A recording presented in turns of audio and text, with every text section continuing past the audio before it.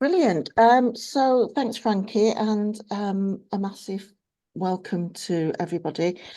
My name's Alison Inman. I'm one of the exec members of Labour Housing Group, and welcome to our latest In Conversation. And I'm delighted to be going to have a bit of a chat with Claire Donovan, who is from the wonderful charity End Furniture Poverty. So Claire and I are going to have a bit of a chat and then throw it open to questions later on. Claire and I are both part of a project at the moment that's advising a research project on the issue of flooring in social housing, but we wanted to sort of have a conversation that extended that beyond just flooring to looking at the issue of furnished tenancies. We spend an awful lot of time at Labour Housing Group talking about how we can build more homes, how we can provide more homes to help meet what is, we would all agree, a housing crisis. But for too many people who end up in something that's not a home, and I think both Claire and I will believe quite strongly that if you are sleeping on the floorboards, if your kids haven't got a bed, if there's no table in the flat for your children to do the homework on, etc., then it's not, it might be a unit of social housing, but it's certainly not a home. So Claire, hello and welcome, and thank you for doing this. Just a caveat to start with, Claire and I have both got absolutely dodgy internet connections, so we might dip in and out, but we'll absolutely do our best. Fingers crossed. Yeah. So Claire, do you just want to introduce yourself to start with? Thanks, Alison. Yeah, so I'm Claire Donovan, and I'm head of policy research and campaigns at End Furniture Poverty, which is the campaigning arm of a much bigger group of charities called FRC Group. Been around for over 35 years. And everything we do within the group is related in one way or another to end furniture poverty. We have a social business, registered charity, FRC, which sells new furniture to landlords and local authorities across the UK, 100% not-for-profit. And we have one of the biggest furniture reuse charities in the country, Bulky Bobs, including the world's first mattress cleaning machine. We have a salary training program. Over 500 people have been through that to get their HGV Class 2 license. And then in 2015, we realized there was only so much we could do ourselves. We needed others to be aware of the scale and the impact of furniture poverty. So End Furniture Poverty was set up to carry out research and to campaign around scale solutions. So really the two main areas that we focus on now are furniture provision in social housing, primarily furnished tenancies, but we also do a lot of work looking at local welfare schemes, crisis schemes through local authorities as well. And we do some work around furniture reuse and work with grant giving charities too. Well, if we've got time at the end, we can talk about the mattress cleaning machine, because goodness me, if you care at all about sustainability, it's absolutely fantastic. Yes. But don't let me go down that rabbit hole yet. So just to start off with, furniture poverty, what do we mean when we're talking about that? Yeah, so our definition of furniture poverty is when someone can't afford or access what we call an essential furniture item. And within that, we do include appliances and floor and window coverings as well. So it's the obvious items. It's a bed, it's a sofa, it's a fridge, a freezer, a cooker, a washing machine, chest of drawers, wardrobe, table and chairs.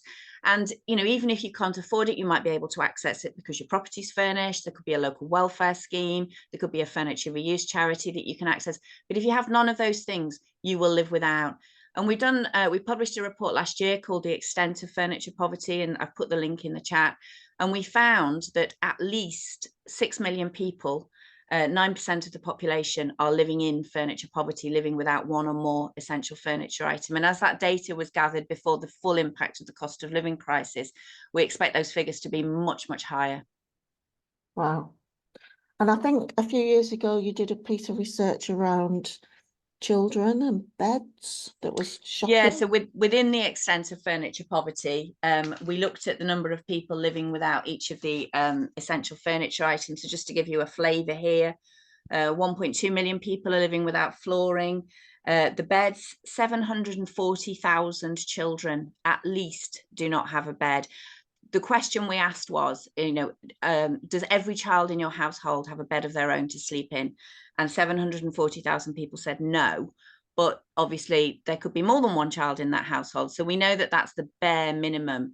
They'll not all be sleeping on the floors. Some will be sharing with siblings, with parents. They could be sleeping on air beds or on sofas, but they haven't got a safe, comfortable, warm place to sleep, to get a good night's sleep, to help them function in school, to help them behave well in school, to help them to sort of to thrive. And just spotted there, by flooring we mean anything, carpets, it could be vinyl. It's an adequate floor covering to provide for health and safety, so people don't, if they fall, they don't hurt themselves. Insulation can cause noise issues in flats. So yeah, that's what we mean by flooring. Sorry, Alison, I just spotted that. Yeah, no, it's great, thank you. And some of the conversations we've had about flooring before we zone in on the furnished tenancy aspect have been fascinating, haven't they? We did some discussions through TPAS, a tenant engagement organisation, and the contribution to how people can feel when they move into a new place, if they've got can't invite anyone in, if they've not got a carpet, if the neighbour's really fed up with them because of noise, because they've got no floor covering, they've got bin bags up at the window because they've not got any anything Yeah, to do with the absolutely. windows. We found that only 2% of social housing properties are let as furnished, compared to 29% in the private rental sector. And when we say not furnished, there'll be no appliances, there'll be no cooker, there'll be no fridge freezer, there'll be no bed, but also no floor and window coverings. And as you said there, bin bags up against the window. If you're someone who's perhaps fled domestic violence with your children, and you've been moved into a property with perhaps a couple of, carrier bags full of possessions, and these are real examples. And, where do you start? You'll feel vulnerable and exposed because you've got nothing up on your windows. Your children haven't got a bed. It's an absolute mountain to climb, and it is incredibly difficult. And that's why, obviously we're here today to talk about furnished tenancies. It is a particular problem in social housing. 26% of social housing tenants are living in furniture poverty. And to a certain extent, obviously social housing is there to house people on lower incomes, some of our most vulnerable people, but it seems crazy to me that you have that 2% versus 29% in the private rental sector, when you would imagine it would be the other way around. And it's often a shock, I think, to I remember talking to a housing journalist from Inside Housing magazine, so very well informed generally, could not get the head around the fact that there was no flooring, there was no furniture at all, no appliances, No, no and I white think goods.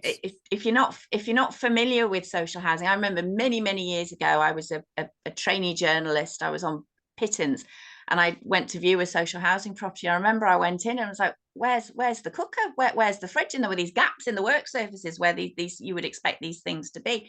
And that was my first experience. And I think it's not just the fact that they're unfurnished, as you and I both know, Alison. It's the terrible practice that many social landlords have of, even if someone leaves things in a property, even if someone's left really decent flooring in a property, far too many landlords, it's their stock process that they'll just rip it all out before the next tenant moves in. And again, for someone who moves in with nothing, where do you start? Your perhaps priority could be beds for your children. You need a cooker, you need a fridge freezer. You're never going to get round to flooring. And you need window coverings, therefore you need tools, you need to be able to hang them. It's a terrible situation. And yet furnished tenancies could provide an ideal solution, not for everybody, but certainly a good chunk of those who need help.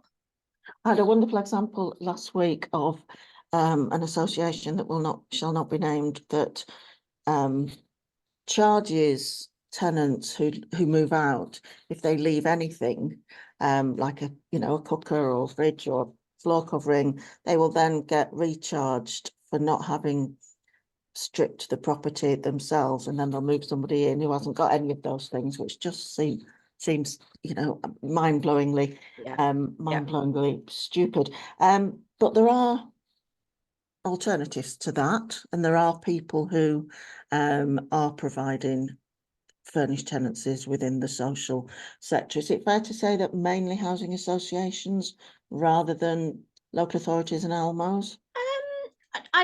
Our experience is it's fairly evenly distributed. So no, I wouldn't say it was just housing associations or particularly housing associations, but very, very much in the minority, those that do. They tend to be, we've been talking to landlords for many, many years, trying to help them to understand that their tenants will otherwise struggle. There's nowhere else for them to turn, but also to help them to understand that it's actually in their interests as landlords as well, not just to help their tenants, but it has some huge benefits for the landlord if they provide furniture with things like tenancy sustainability, rental arrears, the cost, the void cost, the cost of turning a property around for the next tenant. So we published a blueprint for furniture provision in social housing just over a year ago now, which is a real detailed step-by-step guide for landlords to help them to understand how to do it. But to produce that, we spoke to dozens and dozens of landlords, including those who run schemes, got lots of really useful data about that critical impact on the reduction in the rental arrears. One of them said that the cost of turning a property around from the next tenant on average was reduced by £500 per property, because tenants left them in a better condition when they'd had furniture, because they'd been given a home, they looked after it better. So we do all we can to help landlords to understand that it's not just in the tenants' interests, it's in their interests as landlords as well, to provide this service for tenants. So where there's a few landlords who are, I think we would say, really ahead of the game. Yeah. Here. Often I think when we think about something like this, we can end up thinking we've got to do it for everybody, or we do it for nobody. And that's, you are much more nuanced, I think, aren't you, in your campaign? Yeah. The best way of furnished tenancy, typically the cost of the furniture, so there's two ways a landlord can do it. They can buy the furniture and then put it in the property for the tenant, and then it remains the property of the landlord, and then they put a service charge onto the rents to recoup the cost of that furniture, and that is covered through universal credit. It's covered through the benefit system, so they recoup their costs that way. Another alternative is the landlord can rent the furniture and then put it in the tenant properties, and similarly the service charge is added on to the rent. So it really is best for those tenants who are on benefits and likely to remain on benefits. And I think that's been one of the barriers, is landlords have a very laudable approach where they want to help tenants to move on in their lives. They want to help tenants to move off benefits and into employment. But I think, first of all, I think we have to be realistic about that cohort of tenants who are on benefits and likely to remain on benefits. And for those, a furnished tenancy is absolutely ideal. But secondly, the rental route means that actually the landlord can rent the furniture, the tenant has a fully furnished property. Should their circumstances change and they move into employment, they can simply return the furniture. The service charge comes off within days, so it doesn't have to be a poverty trap, but they have everything they need. We published a report a couple of years ago called No Place Like Home. I've put the link in the chat. And I remember speaking to a tenant when we were doing that research, and explained that, well, some landlords are worried that it's a poverty trap and it might stop people looking for employment. And this tenant said to me, what, so you're telling me I can't have something I desperately need now because of something that might happen to me in the future? And I think it's just about having that pragmatic approach, that the cost of furnishing a property is simply out of reach for so many people. And if you move them into a property with nothing, they're likely to remain in that property with nothing. Yeah. There's a question in the chat from Paul, or a comment from Paul about how basically how times have changed, how, in the past it was unfurnished because it was going to be a home that you could build yourself. I mean, I'm old enough to remember, I used to work for Basildon Council when we held something called the engaged couples list. I mean, this is, I'm not that old, it's not, and when, it's hard to imagine nowadays, but when a couple got engaged, they went to the local authority, signed on the housing list, showed them the ring, and then got a letter from the vicar when the banns were being read out, and they were given their property the week before the wedding. I mean, you know, the world is very, very different there, but that idea that you could, you know, first of all, the word, you know, social housing wasn't rationed in the way it was. Yeah. And I think the biggest change I've seen over my career is that for those people, the private rented sector is where they would be nowadays, undoubtedly, and that we're housing more and more, a higher and higher proportion of people with additional needs in the social sector, because, you know, we've got such a small amount of social housing available, and we haven't really caught up with that, I think, is the point that, you know, part of the point that Paul's making. Yeah, I think, you know, we all agree that times have changed, and times have changed very dramatically in the last sort of 13 years, without a doubt. And, you know, cost of furniture has shot through the roof, along with everything else. You know, the costs that families face are absolutely through the roof. We're certainly not suggesting that every social home should be furnished. We believe at least 10% of social housing stock should be offered as furnished. So no one should be forced into a furnished tenancy. It should be a choice. And that 10% figure comes from the fact that 2% of properties in the social housing sector are currently furnished. And we know again from our research that 8% of social housing tenants are living in what we call deep furniture poverty, so living without 3 or more essential furniture items. So that gives us that 10% figure. Other evidence to back that up: Taurus, which is a large housing association up in the northwest, they've been offering furnished tenancies to general needs tenants. So anyone who qualifies for property is offered a furnished tenancy. They've been doing that for many years. That's naturally balanced out at 10% of their stock. Onward Homes, similarly, they have a gifting program that's naturally balancing out as for incoming tenants, 10% of those tenants. So we think that that's a reasonable figure, but it absolutely should be a choice. Some people don't want or need that support, and for us, that's the crux of the issue with furniture poverty. There is no single solution beyond eradicating poverty, because at the end of the day, furniture poverty is about poverty. People don't have enough money to live on. This is a very specific subset of it, though. So it's about if we have furnished tenancies there for those for whom it is appropriate, so those who are on benefits and likely to remain on benefits, that tackles that group of people. It takes them out of the equation. But we must also have an adequate welfare safety net, local welfare schemes, which at the moment are under horrific risk, because if the household support fund isn't renewed, our research shows 62% of local welfare funding is currently coming from the household support fund. So if there is no more household support fund, local welfare is going to vanish in even more parts of England than it already does. 37 local authorities have already closed their schemes. And then we have things like furniture reuse charities, which do a great job, and the grant giving sector, but far too many, certainly social landlords, rely too much on the third sector to tackle this issue, and they simply cannot do it on their own. We need those furnished tenancies. We need adequate local welfare provision, and then there is that support there from the third sector to support others as well. I think I've told you this before, but I remember about 15 years ago meeting a woman who worked for the Provi, so doorstep lending, and her job was to permanently be signed up for home choice-based letting scheme here, and she had to check the properties that were up for let every week, and her target from her employer was to visit every new tenant on her patch within 2 weeks of them moving in. And so knock on the door, hi, lovely to meet you, welcome to the estate. No, have you not got a carpet? We can help you with that. And up against that, the landlord offered, here's a leaflet about the credit union, and if you save, however much a week for the next 2 years, you might be able to buy yourself a bed. We are not operating in an environment where there are, all the players are good, are we? Yeah, absolutely not. No, absolutely not. I mean, there was the report yesterday or today saying that families would need to work 8 days a week to earn enough money to break even. The number of people, over 5 million people, are in negative budgets every month.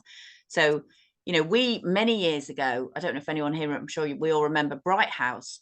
So years ago, my group of charities, FRC Group, we tried to take on Bright House. We tried to set up an ethical rent to own system to try to sort of stop people going to Bright House, where there were ridiculous interest rates and hidden charges, to try to offer them an alternative. So it was, you know, it was big screen televisions, because otherwise they were going to go to Bright House, but it was sofas, it was beds, it was cookers and washing machines. And unfortunately, we found out that actually the levels of debt that families were dealing with meant that as ethical and responsible lenders, we simply couldn't take them on as customers. And while it provided a really valuable, you know, wealth of evidence for the FCA when they investigated the practices of Bright House, unfortunately, it meant that we simply weren't able to continue with it. And I think that, you know, families simply, not all families, but many families, they just can't afford to save. You know, they need help now. And, you know, the situation is truly dire. We are finding more landlords are stepping up. We've got a project here in Liverpool where we're based. Unfortunately, the City Council had to take the very difficult decision to close their home needs awards on their local welfare schemes, that's furniture and appliances, to social housing tenants. So if you live in social housing, you can no longer access furniture and appliances. And they're told to instead speak to their landlord. So we've worked with the council. We set up a housing summit. We got all of the landlords to come along. We've got 3, possibly 4 of the big landlords who are now saying that they are going to offer a furnished tenancy scheme. In the blog I wrote for the Red Brick, I talked about, you know, we've developed a whole new furniture offer to try to really bend over backwards to offer anything a landlord can want, to make it as easy as possible for them. And it is starting to happen in Liverpool, and we'll be doing case studies on that and sharing that, to share that learning and best practice across the country. But to be honest, it's only really happened because they were completely backed into a corner. But more and more landlords are thinking about it and are looking at it now, because, you know, again, to a certain extent, they've been backed into a corner. There is nowhere else for their tenants to go to. And they're recognizing that, you know, tenancies are failing, tenancies are getting into terrible rental arrears because they're going to high cost credit to try to buy the items themselves, or they simply don't want to stay there because they're empty boxes. So change is happening, but it's not really happening fast enough, to be honest. It needs to happen quicker. Yeah. So what's the process for a landlord who, you know, or a local authority that wanted to investigate this? Well, I mean, there's lots and lots of information on our website. We are here. We're happy to meet anyone. We're exhibiting at all the big Chartered Institute of Housing conferences this year. You know, there's lots of information that we can provide out there. I mean, we can help landlords to write business cases for their boards to make it happen. You know, if a landlord wanted to set up a furnished tenancy scheme, if they wanted to go down the rental route, and this furniture offer we've developed, others do it as well. Actually, there's only one other organisation that does it. You know, they don't even need the capital outlay. You know, it's simply a question of identifying what tenant group they want to offer it to, and we believe it should be to any tenant who wants it, subject to an affordability assessment to make sure they understand what they're getting into and that it's right for them, i.e., you know, that they're on benefits and, you know, they're likely to be in a stable situation with that for a while. And then, you know, it's as quickly as, you know, setting up a contract, ordering the furniture, and it can happen within weeks. But, you know, as you and I both know, the social housing sector does move at a glacially slow pace, and it takes a while for these things to be signed off by boards and to put into place. But you know, there's nothing to stop them doing it really, really quickly and getting that furniture into tenants' homes.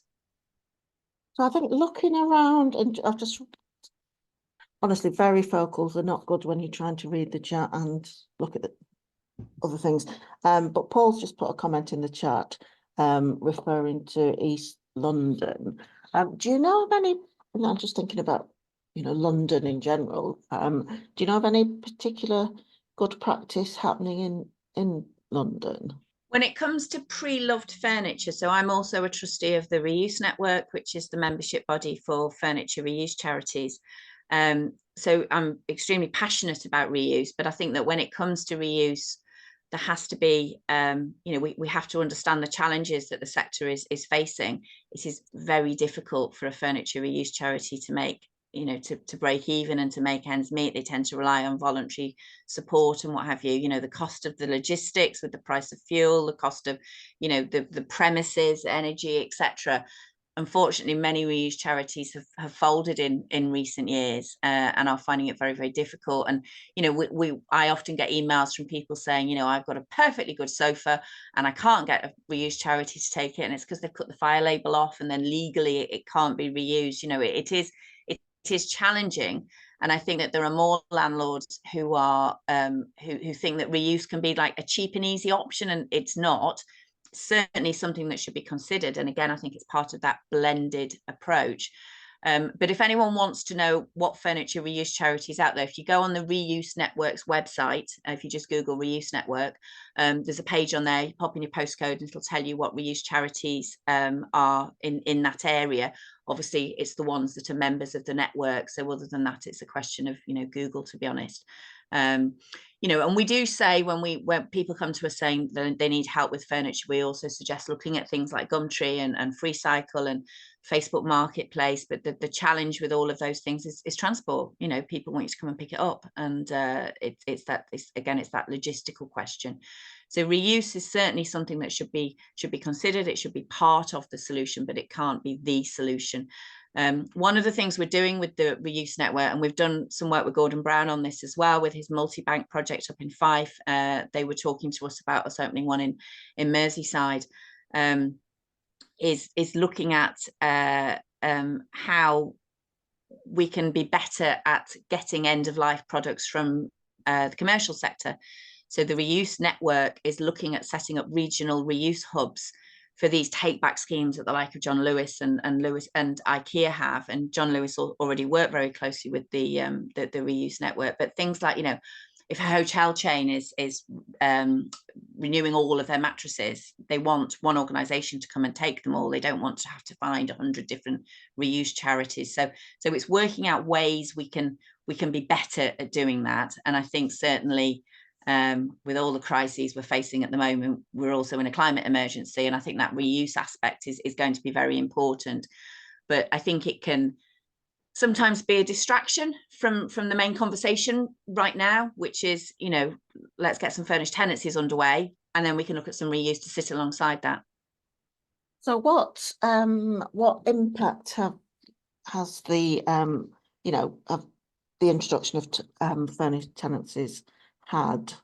You presumably got some pretty good data. Yes, got some very good data on that. So what's the one I was going to?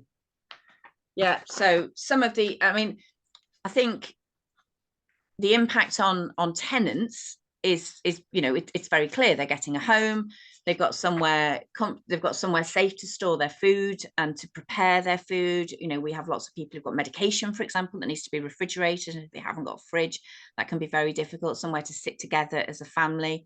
That stigma of not wanting to invite someone in your home because you haven't got a sofa for them to sit on. But I think the impact for us is, you know, when we're having these conversations, it's important for us to outline the impact for landlords, because they're the ones who we need to get on board to make it happen. You know, and the impact is, you know, things like reduction of around 400 voids a year for one landlord. So that was, you know, 400 properties where the tenancy would otherwise have failed, have sustained. I mentioned earlier on, the cost of turning a property around was reduced by an average of £500 per property because they were leaving it in a better state. Another landlord was saying they reduced their arrears rate by 30%, down from 7 million to 4.8 million, because, and they attribute that to furniture provision. Tenants weren't turning to high cost credit. They had the furniture that they need, so they were able to simply pay their rent on time. So there are lots of sort of statistics out there, which, as I say, we use as our tools in our conversations with landlords. We will be doing more work with the sort of qualitative exploration of furniture provision, so more broadly around sort of furniture poverty. And we've spoken to lots of tenants about the impact of, you know, mothers trying to wash their children's clothes in the bath and feeling they've failed as parents. And, you know, I think it'd be pretty obvious then if they were given a washing machine, it would be the inverse. They'd feel an awful lot better. You know, being able to have clean clothes for your children to go to school, clean clothes to go out and look for work, and feeling, you know, this notion that providing furniture is a poverty trap. In many ways, it's the absolute opposite. It allows people to lift their head and look at their lives and move forward. So, yeah. I read a couple of weeks ago, it was very sad to see that the community laundrette on the Boundary estate, which is England's oldest planned council estate, set up by, and run by volunteers in the community for the last 30 years, has closed down. And, a lot of our older estates, particularly in places like London, Manchester, Liverpool, were really well planned for washing, for drying, for how we stored stuff. And I'm looking at John Lynch. Hello. When I wandered around Leather Market with John and Andy, and you could see what used to be, when the estate was built, pram stores that were lockable, so that mums didn't have to be carrying prams up, several flights of stairs or whatever, and all that sort of soft support is no longer there, is it? No, absolutely not. I mean, laundrettes are hard to find. And I think that brings us to another sort of key issue, is the poverty premium, the cost of living in furniture poverty, the cost of having to go to a laundrette, get the bus there, pay for the washing machine, pay for the dryer, the cost of having to rely on microwave meals and takeaways because you haven't got a fridge, because you haven't got a cooker. So it's actually quite expensive to live in furniture poverty as well. Oh. So what are the, you say there's like a sort of menu that people can choose from. What are the appliances or furniture that are the ones that are most in demand, most needed? Yeah, well, again, to go back to the numbers of people without each of the items. So the biggest one is a dining table and chairs. 2.4 million are living without a dining table and chairs. And I think that when we did this, obviously we didn't question 2.4 million people, but we did do the survey with NatSen. Because they are particularly good at reaching people in digital poverty who would otherwise not be covered by this type of survey. And obviously we made sure we had a sufficiently robust representative sample.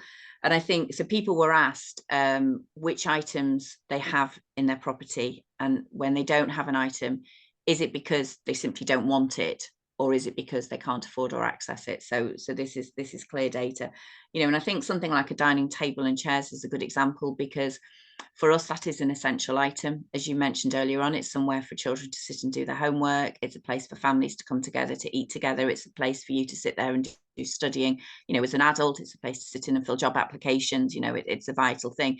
But when you're lacking a cooker and a fridge and a bed and what have you, it tends to be down the bottom of the list, along, to be honest, with flooring, sadly, as well. Things like clothing storage, wardrobe and chest of drawers, 930,000. That was a high one as well. Curtains and blinds, 870,000. Again, lots of people living without curtains and blinds. And I was approached by the One Show a few weeks ago, who wanted to do a piece on teaching people DIY skills if they didn't have window coverings for people who were in furniture poverty. And it was like, well, yes, but the problem is they haven't got a drill, and they haven't got a step ladder, and they haven't got a spirit level, and they haven't got, yes, but they also haven't got the curtains and the blinds, and they might not have permission to put them up. So I think that, these can be quite complicated problems if the landlord doesn't provide the items for you. 400,000 people without a cooker or oven. I think we worked out that was certainly more than the population of Liverpool.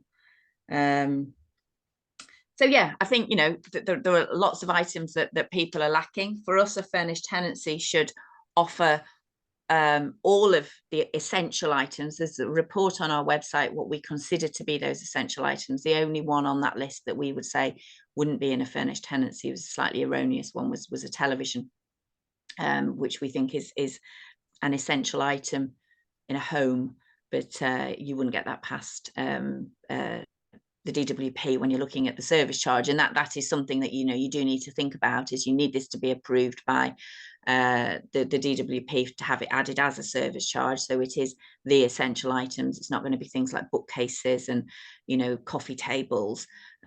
People need help with those absolute fundamentals that we all take for granted in our homes.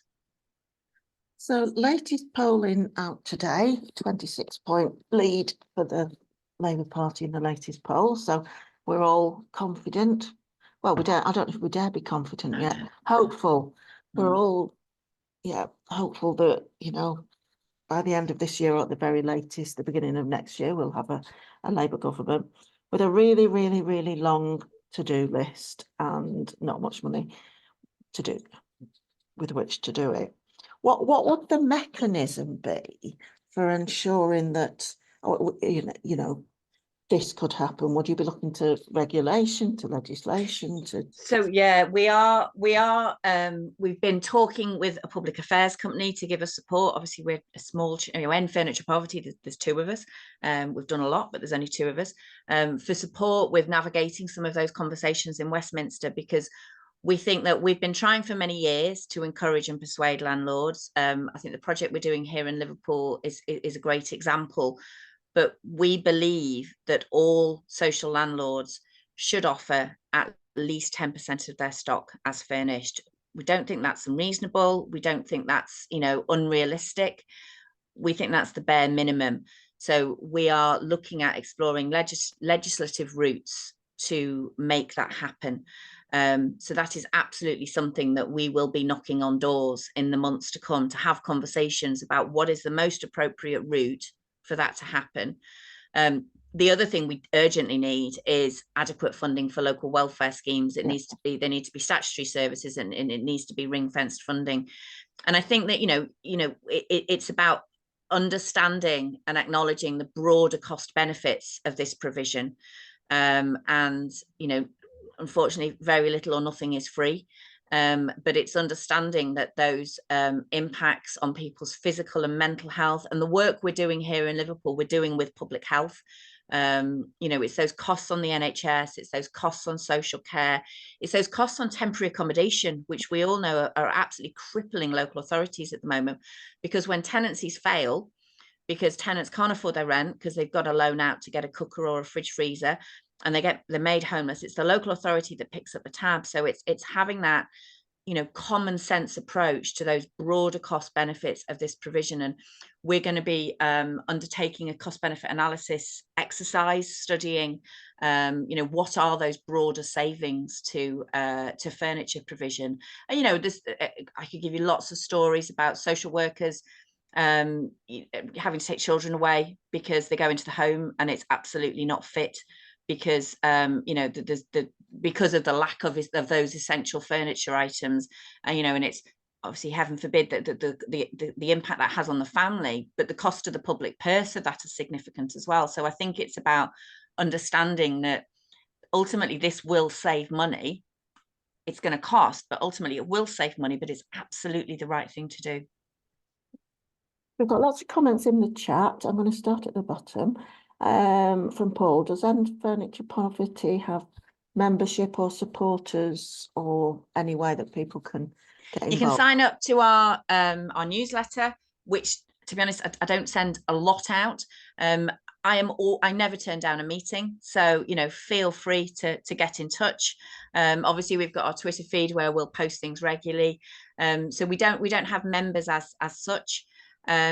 We do have, if anyone is interested, we have set up it's the first time we've ever done fundraising, because normally we run commercial businesses and use that surplus to fund all of our charitable work. But I was approached by a primary school teacher a year or so ago in Knowsley, obviously one of the most deprived parts of the country, saying that she knew she had at least 5 children in her class that didn't have a bed to sleep on, and could we help, could we do anything about it? So as a consequence, moving us several months on from that, we set up Time for Bed, which is a fundraising appeal, and so far we've given away over 80 beds to children. We're just about to open in North Liverpool, so if anyone wants to support us in that way, if you have a look at Time for Bed, I think it's timeforbed.org.uk, you can support us in that way. But yeah, that's probably the best way. Brilliant. David says a TV documentary showed people moving into council homes which are in a bad state of repair / decoration, having to pay for them work themselves. Is this typical? Don't get me started on void standards. Yeah, void standards are a big issue. Yeah, absolutely. And again, I think people would be horrified if they realized just how bad it is. You know, if you're lucky, you might get sort of decorating vouchers, and then you've got to actually do it yourself. Yeah, void standards are, you know, a big challenge, and we recognize the social housing sector does face lots and lots of challenges. But one of the things about furnished tenancies is it can actually generate a surplus for the landlord as well, which they can then reinvest to support tenants in other ways. So it's just an absolute win-win all round. And there's it's really mixed performance on voids, I think, across the sector. But there's a couple of organisations, Monmouthshire Housing Association in Wales and B3 Living in Hertfordshire, both of whom have done an awful lot to enhance void standards, so which are obviously cost more money, but again, there's the evidence around tenancy sustainment. People are staying in their homes, arrears levels are lower. I mean, at Monmouthshire, they offer, when somebody moves in, they have like a van. They're called blinds in a box. They're about 20 quid each. It's a temporary blackout blind that fit into a window with a not elasticated, I can't, they sort of ping in. So like pressure thing, yeah. Don't need any fittings or anything. And they offer them when someone moves in, and then they go back after a month and say, do you want to keep it, or are you going to put, you know, have you put curtains up, in which case we'll have it back. Really, really simple, but again, stops that thing of people having to put newspaper, bin bags, sheets, whatever.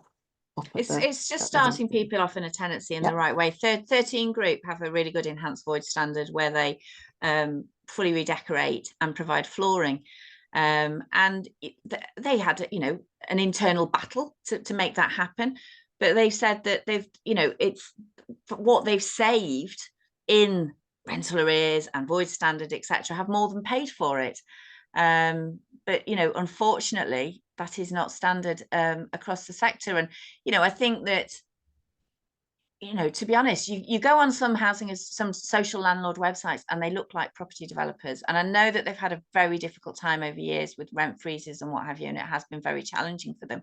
But I think now is the time for them to invest and look at supporting their tenants more. And as I said, if they go down a rental route, they don't even need to have the capital to do that. They don't have to shell out. But, you know, absolutely looking at their void standards, looking at what they're actually offering to tenants, you know, if there was ever a time, it's now. And I think there's an argument to be made.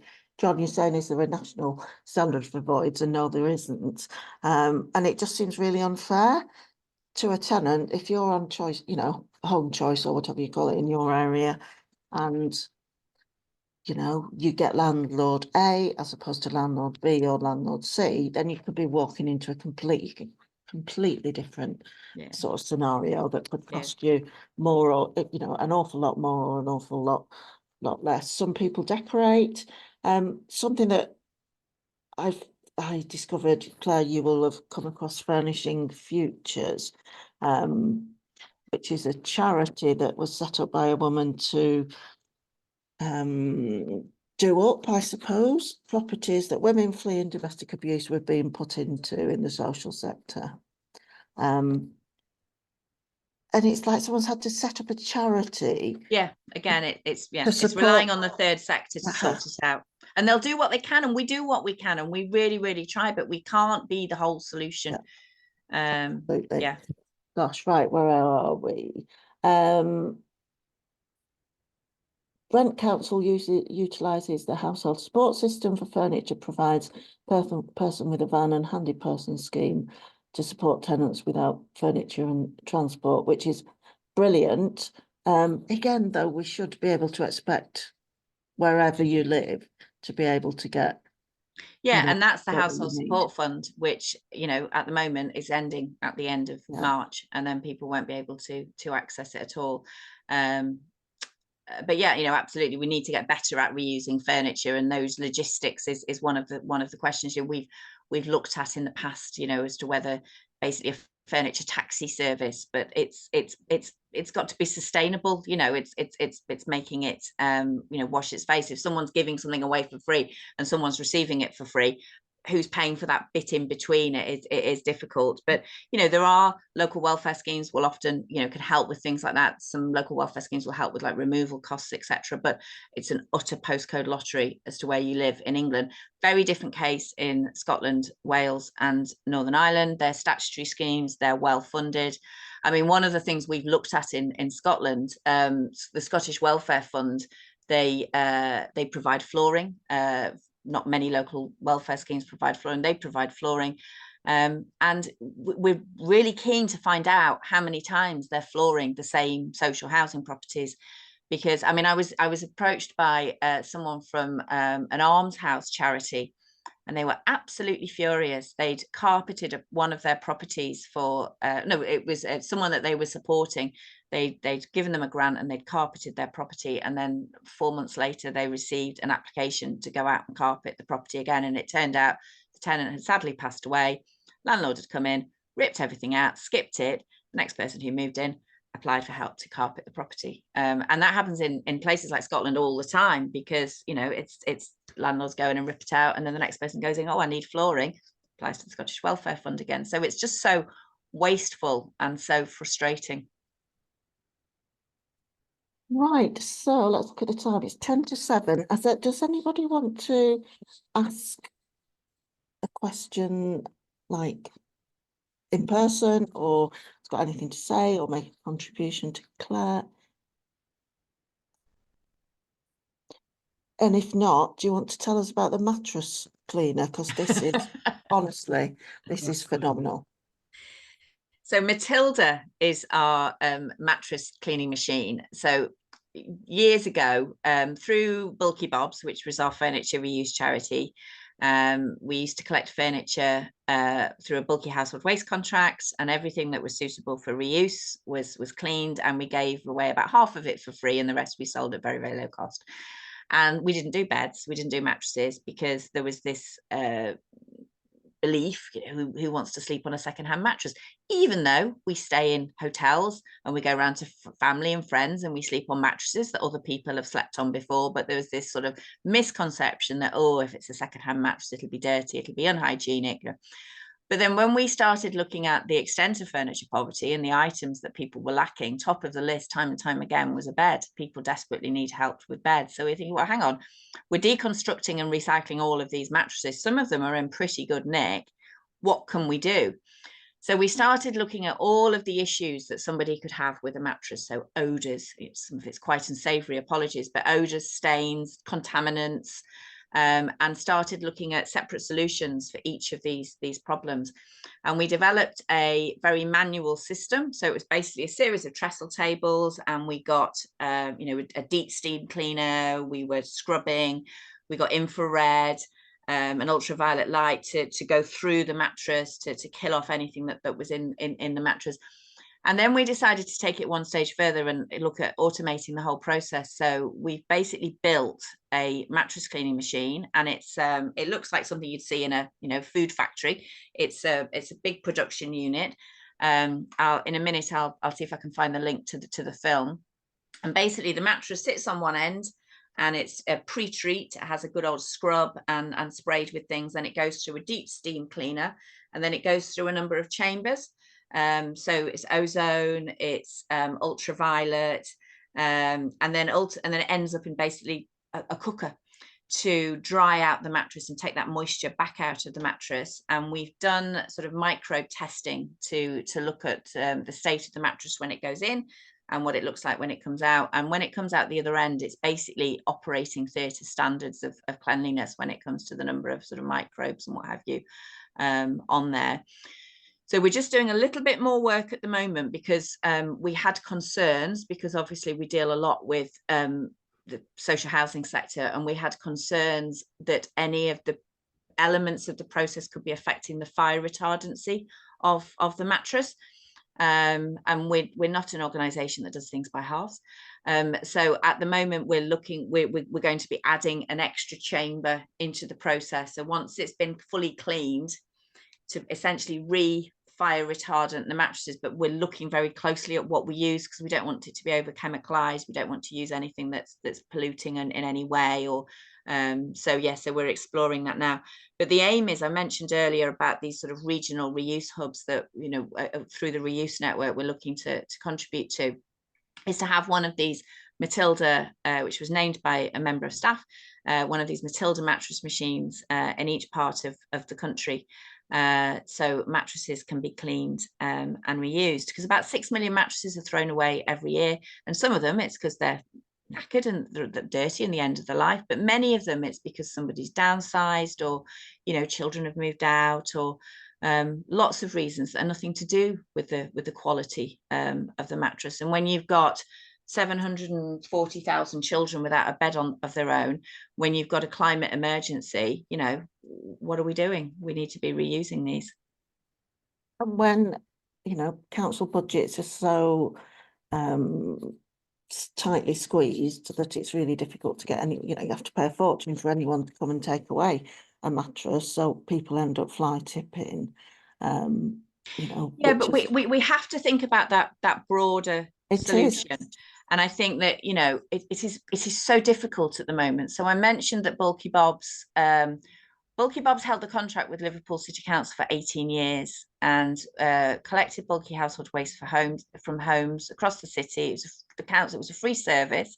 Wow. And obviously, for us to be able to afford to give all the items away for free at the end, as with all of these things, someone needed to be paying us somewhere along the line. So the council paid us to collect the bulky waste, and then we were able to clean, reuse. We had a shop. We had about 200 referral agents who would refer people to us, from everyone from social workers to schools to other charities, housing associations, a lot.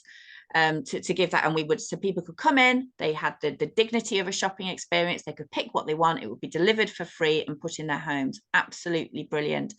But like every local authority, Liverpool has had to look at making cuts where it can, and it's just over a year ago it took its bulky household waste collection service in-house. We've been running it at a £20,000 a month loss for several years, because it was so important for us to do this, and we were able to supplement it from other parts of our charity, but we simply couldn't sustain that any longer. So unfortunately, when the contract came to an end, the council took it in-house, and that furniture is not being reused anymore. It's being disposed of because it's cheaper for the council to do that.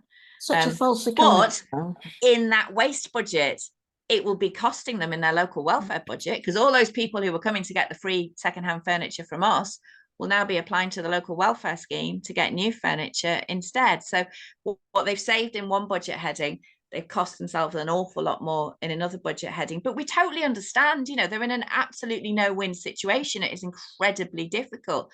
But, you know, with all of these things, you know, as I said, nothing's free. It's about considering and working out the best way to deliver this, and acknowledging the cost, and then ensuring that it is dealt with fairly. Brilliant, thank you. Thank yous in the chat for you, Claire. How much does a mattress cleaning machine cost? Well, part of the project we're doing at the moment, so obviously when we built Matilda, that was the first one. It was, you know, it was dearer than it will be to replicate it. But part of the process we're doing at the moment, the project where we're looking at the fire retardancy, we'll be putting together essentially a kit, if you like. So if somebody wants to buy a Matilda, we basically give them everything that they need to go and do it. You know, we have no ambitions to be, you know, we're a charity. We don't want to run a chain of mattress cleaning machines. We want these out there ending furniture poverty and doing what they can. So yes, so I know that the original Matilda was about £150,000 obviously, but the replication as we go forward will be significantly cheaper. But so it will come soon that we will be able to say to people, this is how much one costs, and here you go, this is what you need to these are the blueprints, if you like, for you to go away and do it yourself. Brilliant. Right, 3 minutes to 7. I'm just going to take one more comment, which is from Ross. I think we'll all agree with on this call. We need a Labour government. You're preaching to the converted, Ross, I think, on here. But can I just say a big thank you to Claire. What we'll do, Claire, is we'll put this out on our YouTube channel. We can follow up with an email with your links Yes. to members, and I'm you know, and pass on that anyone who needs to know any more about it, get in touch with you. Yeah, please note anyone who wants to drop me an email. Always happy to have a chat, and you know, we'd be really keen to talk about how we can work together to make things happen and to change things for the better, because it absolutely needs to happen. And we've got a lot of the solutions. We've done so much work on this. You know, we genuinely can help. So let's come together. Brilliant. And is that everything? I'm looking to Sheila because she always tells me what needs doing and what doesn't need doing. Is that everything? Brilliant. Just to say that next Tuesday we've got another event which is about temporary accommodation. If it's not an In Conversation With, and it's open to anybody. If you look on our website, you'll find that. Brilliant.